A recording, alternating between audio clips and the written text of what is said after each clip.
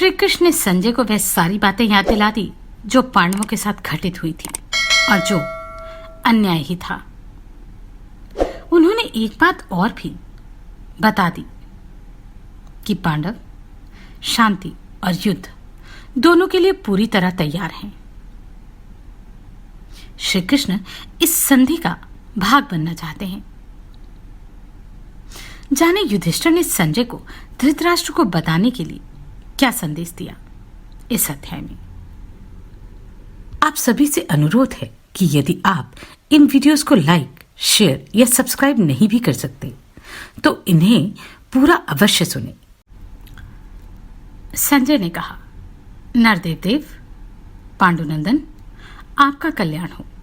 अब मैं आपसे विदा लेता और हस्तिनापुर को जाता हूं। कहीं ऐसा तो नहीं हुआ कि मैंने मानसिक आवेग के कारण वाणी द्वारा कोई ऐसी बात कह दी हो जिससे आपको कष्ट हुआ हो। भगवान श्री कृष्ण भीमसेन, अर्जुन, नकुल सहदेव, सात्यकी तथा चेकितान से भी आज्ञा लेकर मैं जा रहा हूं। आप लोगों को सुख और कल्याण की प्राप्ति हो। राजाओं, आप मेरी ओर स्नेहपूर्ण दृष्टि से देखें। युधिष्ठिर बोले, संजय, मैं तुम्हें जाने की अनुमति देता हूं। तुम्हारा कल्याण हो। अब तुम जाओ। विद्वन, तुम कभी हम लोगों का अनिष्ट चिंतन नहीं करते हो, इसलिए कौरव तथा हम लोग सभी तुम्हें शुद्धचित्त एवं मध्यस्थ सदस्य समझते हैं।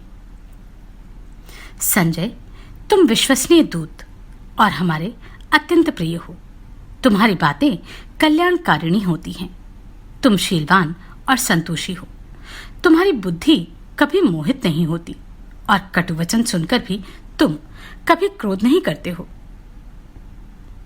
सूत, तुम्हारे मुख से कभी कोई ऐसी बात नहीं निकलती जो कड़वी होने के कारण ही मर्म पर आघात करने वाली हो। तुम नीरस और अप्रासंगिक बात भी नहीं बोलते। हम अच्छी तरह जानते हैं कि तुम्हारा यह कथन धर्मानुकूल होने के कारण मनोहर, अर्थयुक्त तथा हिंसा की भावना से रहित है। संजय, तुम ही हमारे अत्यंत प्रिय हो। जान पड़ता है दूसरे विदुर जी ही दूत बनकर यहाँ आ गए हैं। पहले भी तुम हमसे बार बार मिलते रहे हो। धनंजय के तो तुम अपने आत्मा के समान प्रिय सखा हो। संजय, यहाँ से जाकर तुम शीघ्र ही जो आदर और सम्मान के योग्य हैं उन विशुद्ध, शक्तिशाली, ब्रह्मचर्य पालन पूर्वक वेदों के स्वाध्याय में संलग्न, कुलीन तथा सर्वधर्म संपन्न ब्राह्मणों को हमारी ओर से प्रणाम करना। स्वाध्यायशील ब्राह्मणों, सन्यासियों तथा सदा वन में निवास करने वाले तपस्वी मुनियों एवं बड़े बूढ़े लोगों से हमारी ओर से प्रणाम कहना और दूसरे लोगों से भी कुशल समाचार पूछना। तात, संजय राजा धृतराष्ट्र के पुरोहित, आचार्य तथा उनके ऋत्विजों से भी उनके साथ भेंट होने पर तुम हमारी ओर से कुशल मंगल का समाचार पूछते हुए ही मिलना। तदनंतर शांत भाव से उन्हीं की ओर मन की वृत्तियों को एकाग्र करके हाथ जोड़कर मेरे कहने से उन सबको प्रणाम निवेदन करना। तात, जो अक्षत्रिय वृद्ध पुरुष, मनस्वी तथा शील और बल से संपन्न हैं एवं हस्तिनापुर में निवास करते हैं, जो यथाशक्ति कुछ धर्म का आचरण करते हुए हम लोगों के प्रति शुभकामनाएं रखते हैं और बारंबार हमें याद करते हैं, उन सबसे हम लोगों का कुशल समाचार निवेदन करना। तत्पश्चात उनके स्वास्थ्य का समाचार पूछना। जो कौरव राज्य में व्यापार से जीविका चलाते हैं, पशुओं का पालन करते हुए निवास करते हैं तथा जो खेती करके सब लोगों का भरण पोषण करते हैं, उन सब वैश्यों का भी कुशल समाचार पूछना। जिन्होंने वेदों की शिक्षा प्राप्त करने के लिए पहले ब्रह्मचर्य का पालन किया, तत्पश्चात मंत्र, उपचार, प्रयोग तथा संहार, इन 4 पादों से युक्त अस्त्र विद्या की शिक्षा प्राप्त की, वे सबके प्रिय, नितिज्ञ, विनयी तथा सदा प्रसन्नचित रहने वाले आचार्य द्रोण भी हमारे अभिवादन के योग्य हैं। तुम उनसे भी मेरा प्रणाम कहना। जो वेदाध्ययन संपन्न तथा सदाचार युक्त हैं, जिन्होंने 4 पादों से युक्त अस्त्र विद्या की शिक्षा पाई है, जो गंधर्व कुमार के समान वेगशाली वीर हैं, और उन आचार्य पुत्र अश्वत्थामा का भी कुशल समाचार पूछना।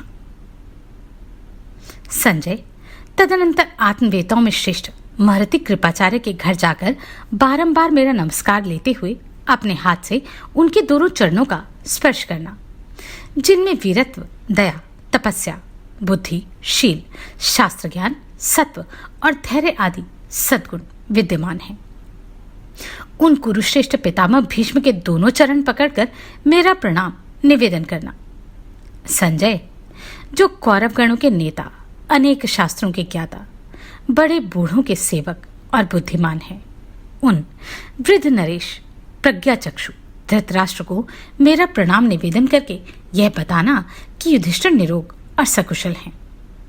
तात संजय, जो धृतराष्ट्र का ज्येष्ठ पुत्र मंदबुद्धि, मूर्ख, शठ और पापाचारी है तथा जिसकी निंदा सारी पृथ्वी में फैल रही है, उस सुयोधन से भी मेरी ओर से कुशल मंगल पूछना।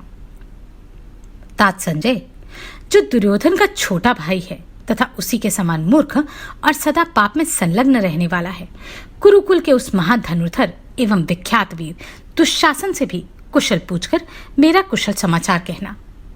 संजय, भरतवंशियों में परस्पर शांति बनी रहे, इसके सिवा दूसरी कोई कामना जिनके हृदय में कभी नहीं होती, जो बहलिक वंश के श्रेष्ठ पुरुष हैं, उन साधु स्वभाव वाले बुद्धिमान बहलिक को तुम मेरा प्रणाम निवेदन करना, जो अनेक श्रेष्ठ गुणों से विभूषित और ज्ञानवान हैं, जिनमें निष्ठुरता का लेश मात्र भी नहीं है, जो स्नेहवश सदा ही हम लोगों का क्रोध सहन करते रहते हैं, वे सोमदत्त भी हमारे लिए पूजनीय हैं। संजय, सोमदत्त के पुत्र भूरिश्रवा कुरुकुल में पूज्योत्तम पुरुष माने गए हैं। वे हम लोगों के निकट संबंधी और मेरे प्रिय सखा हैं। रथवीरों में उनका बहुत ऊंचा स्थान है। वे महान धनुर्धर और आदरणीय वीर हैं। तुम मेरी ओर से मंत्रियों सहित उनका कुशल समाचार पूछना। संजय, इनके सिवा और भी जो कुरुकुल के प्रधान नवयुवक हैं, जो हमारे पुत्र, पौत्र और भाई लगते हैं, इनमें से जिसको तुम जिस व्यवहार के योग्य समझो, उससे वैसी ही बात कहकर उन सब से बताना कि पांडव लोग स्वस्थ और सानंद हैं। दुर्योधन ने हम पांडवों के साथ युद्ध करने के लिए जिन जिन राजाओं को बुलाया है, वे वशाति, शालव, कैकेय, अम्बिष्ट तथा त्रिगर्त देश के प्रधान वीर, पूर्व, उत्तर, दक्षिण और पश्चिम दिशा के शौर्य संपन्न योद्धा तथा समस्त पर्वतीय नरेश वहां उपस्थित हैं। वे लोग दयालु तथा शील और सदाचार से संपन्न हैं। संजय, तुम मेरी ओर से उन सब का कुशल मंगल पूछना, जो हाथी सवार, रथी, घुड़सवार, पैदल तथा बड़े बड़े सज्जनों के समुदाय वहां उपस्थित हैं। उन सब से मुझे सकुशल बताकर उनका भी आरोग्य समाचार पूछना। जो राजा के हितकर कार्यों में लगे हुए मंत्री, द्वारपाल, सेनानायक, आय, व्यय निरीक्षक तथा निरंतर बड़े बड़े कार्यों एवं प्रश्नों का विचार करने वाले हैं, उनसे भी कुशल समाचार पूछना।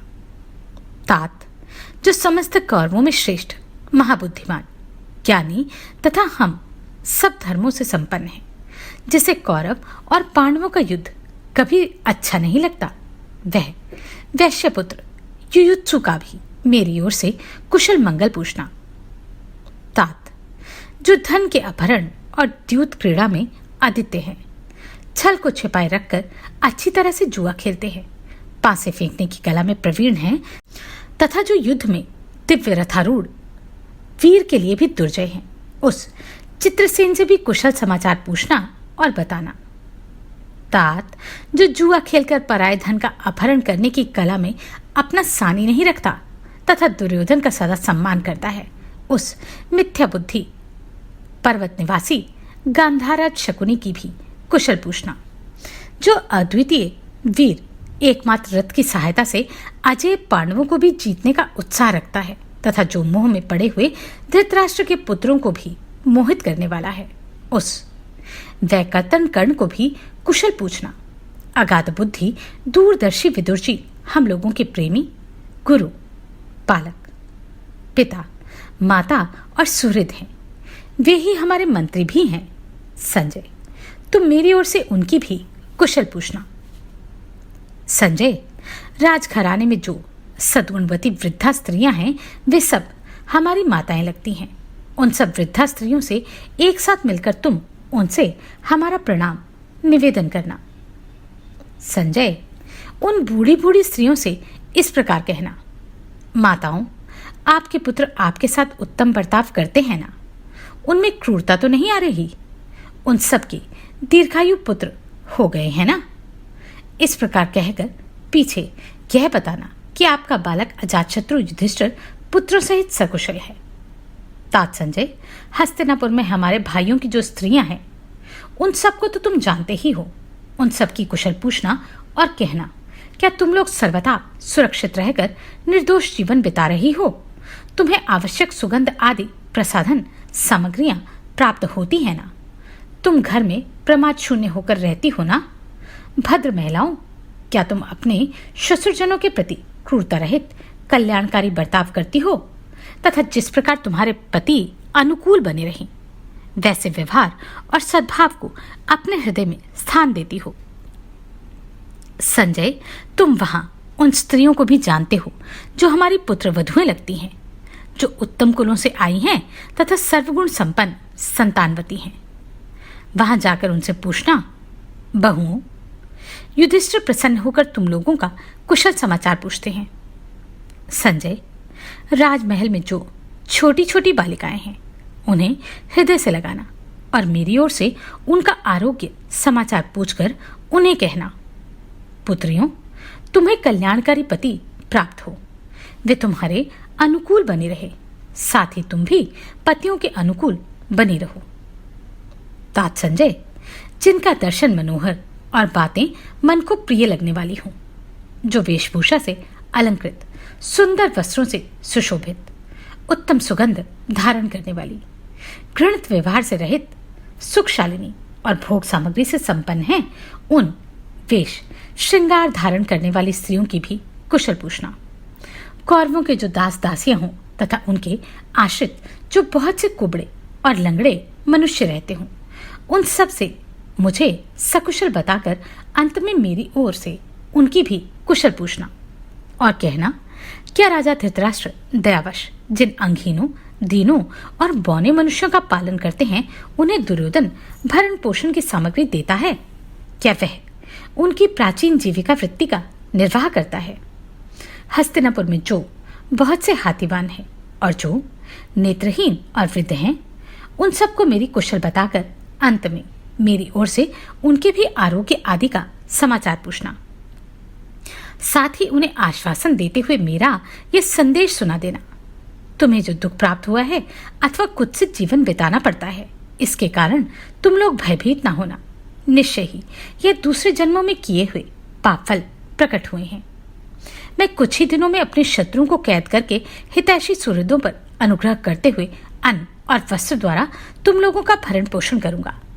राजा दुर्योधन से कहना, मैंने कुछ ब्राह्मणों के लिए वार्षिक जीविका वृत्ति नियत कर रखी थी, किंतु खेद है कि तुम्हारे कर्मचारी ने उन्हें ठीक से नहीं चला रखा। मैं उन ब्राह्मणों को पुनः पूर्वत उन्हीं वृत्तियों से युक्त देखना चाहता हूं। तुम किसी दूत के द्वारा मुझे यह समाचार सुना दो कि उन वृत्तियों का अब यथार्थ रूप से पालन होने लगा है। संजय, जो अनाथ, दुर्बल एवं मूर्खजन सदा अपने शरीर का पोषण करने के लिए प्रयत्न करते हैं, तुम मेरे कहने से उन दीन जनों के पास भी जाकर सब प्रकार से उनका कुशल समाचार पूछना। सुतपुत्र, इनके सिवा विभिन्न दिशाओं से आए हुए दूसरे दूसरे लोग धृतराष्ट्र पुत्रों का आश्रय लेकर रहते हैं। उन सब माननीय पुरुषों से भी मिलकर उनकी कुशल और क्या वे जीवित बचे रहेंगे इस संबंध में भी प्रश्न करना। इस समय वहां सब दिशाओं से पधारे हुए राजदूतों तथा अन्य सब अभ्यागतों से कुशल मंगल पूछकर अंत में उनसे मेरा कुशल समाचार भी निवेदन करना। यद्यपि दुर्योधन ने जिन योद्धाओं का संग्रह किया है वैसे वीर इस भूमंडल में दूसरे नहीं हैं, तथापि धर्म ही नित्य है और मेरे पास शत्रु का नाश करने के लिए धर्म का ही सबसे महान बल है। संजय, दुर्योधन को तुम मेरी ये बात पुनः सुना देना। तुम्हारे शरीर के भीतर मन में जो यह अभिलाषा उत्पन्न हुई है कि मैं कौरवों का निष्कंटक राज्य करूं, यह तुम्हारे हृदय को पीड़ा मात्र दे रही है। उसकी सिद्धि का कोई उपाय नहीं है। हम ऐसे पौरुषहीन नहीं हैं कि तुम्हारा ये प्रिय कार्य होने दें। भरत वंश के प्रमुख वीर तुम इंद्रप्रस्थपुरी फिर मुझे ही लौटा दो अथवा युद्ध करो। युधिष्ठिर बोले, संजय, साधु असाधु, बालक वृद्ध तथा निर्बल एवं बलिष्ठ सबको विधाता अपने वश में रखता है। वही सबका नियंता है और प्राणियों के पूर्व जन्म के कर्मों के अनुसार उन्हें सब प्रकार का फल देता है। वही मूर्ख को विद्वान और विद्वान को मूर्ख बना देता है। दुर्योधन अथवा धृतराष्ट्र यदि मेरे बल और सेना का समाचार पूछे तो तुम उन्हें सब ठीक ठीक बता देना, जिससे वे प्रसन्न होकर आपस में सलाह करके यथार्थ रूप से अपने कर्तव्य का निश्चय कर लें। संजय, तुम कुरुदेश में जाकर मेरी ओर से महाबली धृतराष्ट्र को प्रणाम करके उनके दोनों पैर पकड़ लेना और उनसे स्वास्थ्य का समाचार पूछना। तत्पश्चात कौरवों से घिरकर बैठे हुए उन महाराज धृतराष्ट्र से कहना, राजन, पांडव लोग आपकी ही सामर्थ्य से सुखपूर्वक जीवन बिता रहे हैं। शत्रुदमन नरेश, जब वे बालक थे तब आपकी ही कृपा से उन्हें राज्य मिला था। पहले उन्हें राज्य पर बिठाकर आप अपने ही आगे उन्हें नष्ट होते देख उपेक्षा न कीजिए। संजय, उन्हें यह भी बताना कि तात ये सारा राज्य किसी एक के लिए पर्याप्त हो ऐसी बात नहीं है। हम सब लोग मिलकर एक साथ रहकर सुखपूर्वक जीवन निर्वाह करके इसके विपरीत करके अपने शत्रुओं के वश में न पड़े। इसी तरह भरत वंशियों के पितामह शांतनुनंदन भीष्म जी को भी मेरा नाम लेते हुए सिर झुकाकर प्रणाम करना और प्रणाम के पश्चात हमारे उन पितामह से इस प्रकार कहना, दादाजी, आपने शांतनु के डूबते हुए वंश का पुनरुद्धार किया था। अब फिर अपनी बुद्धि से विचार करके कोई ऐसा काम कीजिए जिससे आपके सभी पौत्र परस्पर प्रेम पूर्वक जीवन बिता सकें। संजय, इसी प्रकार कौरवों के मंत्री विदुर जी से कहना, सौम्य, आप युद्ध न होने की सलाह दें, क्योंकि आप युधिष्ठिर का हित चाहने वाले हैं। तदनंतर कौरवों की सभा में बैठे हुए अमर्ष में भरे रहने वाले राजकुमार दुर्योधन से बार बार अनुनय विनय करके कहना, तुमने द्रौपदी को बिना किसी अपराध के सभा में बुलाकर जो उसका तिरस्कार किया है, उस दुख को हम लोगों ने इसलिए चुपचाप सह लिया कि हमें कौरवों का वध न करना पड़े। इसी प्रकार पांडवों ने अत्यंत बलिष्ठ होते हुए भी जो तुम्हारे दिए हुए पहले और पीछे के सभी कलेशों को सहन किया, उसे सब कौरव जानते हैं। सौम्य, तुमने हम लोगों को मृगछाला पहनाकर जो वन में निर्वासित किया, उस दुख को भी हम इसलिए सह लेते हैं कि हमें कौरवों का वध न करना पड़े। तुम्हारी अनुमति से दुशासन ने माता कुंती की उपेक्षा करके जो द्रौपदी के केश पकड़ लिए, उस अपराध की भी हमने इसलिए उपेक्षा कर दी। परंतु अब हम अपना उचित भाग निश्चय ही लेंगे। नरश्रेष्ठ, तुम दूसरों के धन से अपनी लोभयुक्त बुद्धि हटा लो। राजन, इस प्रकार हम लोगों में परस्पर शांति एवं प्रीति बनी रह सकती है। हम शांति चाहते हैं, भले ही तुम हमें राज्य का एक हिस्सा ही दे दो। अवस्थल, वृकस्थल, माकंदी, वार्णावत तथा पांचवा कोई भी एक गांव दे दो। इसी पर युद्ध की समाप्ति हो जाएगी। सुयोधन, हम 5 भाइयों को 5 गांव दे दो। महाप्राग संजय, ऐसा हो जाने पर अपने कुटुंबीजनों के साथ हम लोगों की शांति बनी रहेगी। भाई भाई से मिले और पिता पुत्र से। पांचाल देशीय क्षत्रिय कुरुवंशियों के साथ मुस्कुराते हुए मिले। मेरी यही कामना है कि कौरवों तथा पांचालों को अक्षत शरीर देखूं। तात, भरत श्री दुर्योधन, हम सब लोग प्रसन्नचित होकर शांत हो जाएं, ऐसी चेष्टा करो। संजय, मैं शांति रखने में समर्थ हूं और युद्ध करने में भी। धर्म और अर्थ के विषय का भी मुझे ठीक ठीक ज्ञान है। मैं समय अनुसार कोमल भी हो सकता हूं और कठोर भी।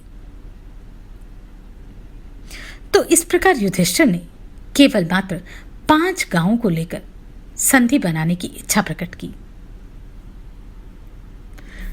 परंतु संजय के कथन अनुसार दुर्योधन कहां मानने वाला था। जानते हैं आगे क्या हुआ अगले अध्याय में। आप सभी को कोटि कोटि साधुवाद। आपने इन वीडियोस को इतना प्रेम दिया। नमस्कार, मैं आभा शर्मा जावास। यदि आपको मेरा ये प्रयत्न सराहनीय लगा हो तो मुझे सब्सक्राइब करके प्रोत्साहित करें।